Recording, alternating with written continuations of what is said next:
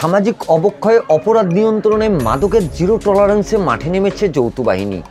গতকাল সোমবার প্রায় 6 ঘন্টা হারাগাছ পৌর এলাকার কোল ঘেঁষে গঙ্গাচড়া থানাধীন মন্নেয়ার কদমতলী শেখপাড়া এলাকায় মাদক বিরোধী অভিযান চালিয়ে হেরোইন, গাঁজা এবং মাদক বিক্রির প্রায় 2.5 লাখ টাকা সহ রবিউল ইসলাম রুবেলকে আটক করেছে যৌথ বাহিনী। পরে রাতেই জব্দকৃত মাদক ও টাকা সহ রুবেলকে গঙ্গাচড়া থানায় হস্তান্তর করে গঙ্গাচড়া থানার ওসি জানায়, গোয়েন্দা তথ্যের ভিত্তিতে রংপুরের সেনাবাহিনী ও থানা পুলিশ মন্নেয়ার কদমতলী শেখপাড়া এলাকায় যৌথ অভিযান চালিয়ে মাদক কারবারি রবিউল ইসলাম রুবেলের বাড়িতে তল্লাশি চালিয়ে 61 গ্রাম হেরোইন, 25 গ্রাম গাঁজা এবং মাদক বিক্রির 2,28,100 টাকা উদ্ধার করে। এ সময় রবিউল ইসলামকে আটক করে যৌথ বাহিনী। গঙ্গাচড়া থানার ওসি জানায়, এ ব্যাপারে মাদকদ্রব্য নিয়ন্ত্রণ আইনের ধারায় মামলা হয়েছে। মামলায় আটক রুবেলকে গ্রেপ্তার দেখিয়ে রংপুর আদালতে সোপর্দ করা হবে।